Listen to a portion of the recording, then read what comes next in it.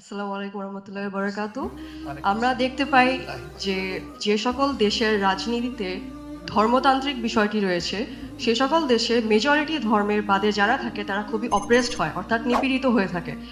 এমনকি তাদের নিজেদের ধর্মের মানুষজনও খুবই আনফেয়ারলি জাজড হয়ে থাকে। এখন আপনারা যেহেতু একটি ইসলামতান্ত্রিক পলিটিক্যাল পার্টি, অনেকে ভয় পেয়ে থাকে যে আপনাদের ক্ষেত্রেও একই রূপই দেখা যাবে। তো আমার প্রশ্নটি হচ্ছে, আপনি কি মোরাল পুলিশিংকে সাপোর্ট করবেন নাকি এর বিরোধিতা করবেন, এবং যারা মোরাল পুলিশিং করে তাদের প্রতি কি যথাযথ অ্যাকশন নেওয়া হবে? Thank you. ওনার দুটি কনসার্ন উনি রাইজ করেছেন। ফার্স্ট কনসার্ন হচ্ছে, দুনিয়ার দিকে তাকালে যে সমস্ত ধর্মতাত্ত্বিক দেশ আছে সেখানে এক ধরনের চাপাচাপি করা হয় মানুষের উপর। মানুষ যা চায় তাও মানুষকে ডেলিভারি দেওয়া হয়, মানুষ যা চায় না ওটাও মানুষকে বাধ্য করা হয়। 2 নম্বর হচ্ছে, বিশেষ করে উনি সেকশন আলাদা করেন নাই, মরাল পুলিশিং এর কথা বলেছেন, যে আমরা ক্ষমতায় গেলে ওই রকম মরাল পুলিশিং সিস্টেম চালু হবে কিনা, যেহেতু আমরা একটা ধর্ম বেসড পার্টি।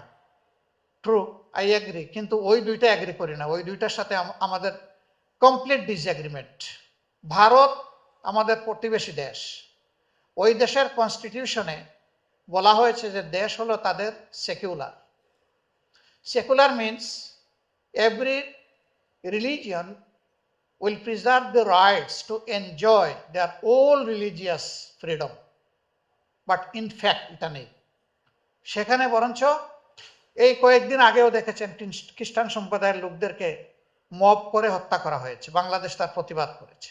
এর আগে দেখেছেন অন্যান্য ধর্মাবলম্বী বিশেষ করে মুসলমানদেরকে সেখানে করা হয়েছে। তো কি হলো, সেখানে সংবিধানে তো লেখা আছে, ওই সংবিধান তো ফাংশন করছে না। এটা নির্ভর করে ওই সংবিধানের যারা কাস্টোডিয়ান তারা কেমন, তাদের মানসিকতার উপর নির্ভর করে দেশটা কেমন, সমাজটা কেমন চলবে। ইসলামের ব্যাপারে মরাল পুলিশিং এর কোনো জায়গা নেই।